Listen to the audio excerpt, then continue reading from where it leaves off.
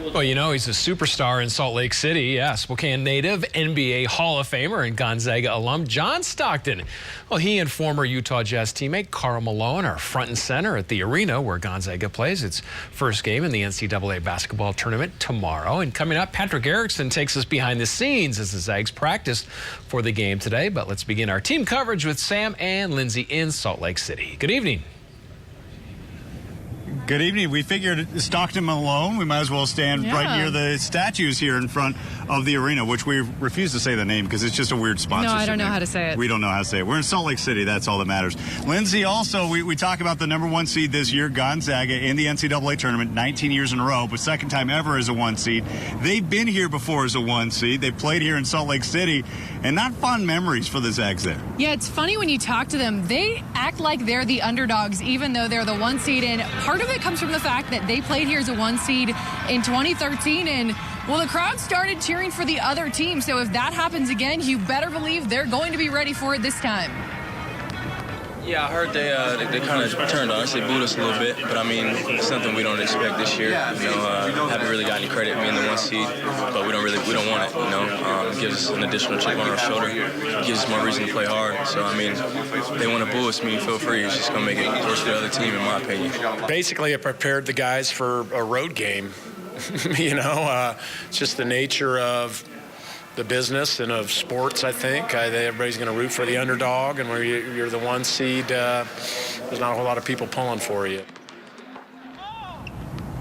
All right, so the tide turned, the crowd turned on Gonzaga last time in the round of 32 in that loss to Wichita State. They're embracing that role as they get ready for anything come tomorrow morning, 11 a.m. Pacific time in their first round matchup. That's going to do it for us for a little bit, but we're going to send it to our good friend Patrick Erickson with more Bulldog coverage tonight. Well, good evening, guys. It's not just the fans back in the city of Spokane who love their Gonzaga Bulldogs. They come from all over the place, and for some, it's about more than just basketball. We're diehard Zags fans, and we're just so happy to be here. Right around this time of year, Gonzaga fans come from all over the country. I was here a few years ago when the Zags met Wichita State. So I'm glad to be back here and try to rewrite history a little bit. Yeah, hoping for a different outcome. That's right, hoping for a different outcome for sure. If you couldn't tell from the accent, Chris Kennelly and his family made the trip all the way from North Dakota to see their beloved Bulldogs. We watch every game on TV, either ESPN or Root Northwest, and then we try to get to as many tournament games as we can. And when they found out their #1 seeded Zags were going to be in Salt Lake City, well, they weren't going to miss that for anything. My son had his picture taken with Nigel Williams-Goss already today. It's just a real thrill for us. This year, their NCAA tournament brackets all have something in common. All 4 of us picked GU as the ultimate champion. And if the Zags make history, the Kennellys say they'll be there. If they make the Final Four, all 4 of us will be back to Phoenix. Go Zags! Go Zags! And if the Zags do make the Final Four, it'll be the first time in team history that they'll do so, but they'll have to start right here in Salt Lake City, something the Kennellys would love to see and be a part of. Now, fans are coming from all over the country to be here in Salt Lake, and for more on that, we now go to Morgan Marum. I'm outside the Vivint Smart Home Arena in Salt Lake City, where the NCAA tournament will take place.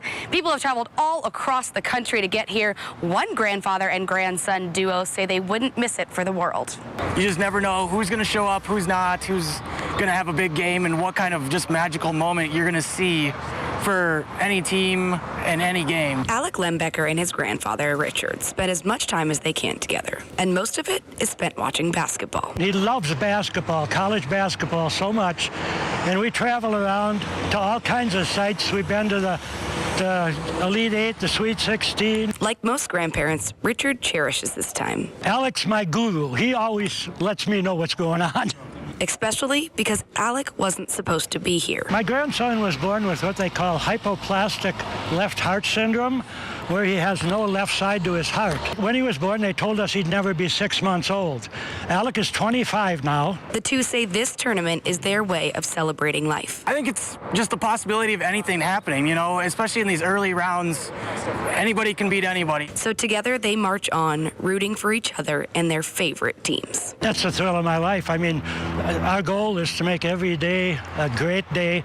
I don't believe in bad days anyway, but I want both of us to get as much out of life as we can while we're still here. Morgan Marum, KHQ Local News. Oh, that grandpa's awesome. Hey, every day's great when you got a full head of hair like that, right? I mean, come on. No, Well, and so much more. The outlook alone. Great, All right. great story.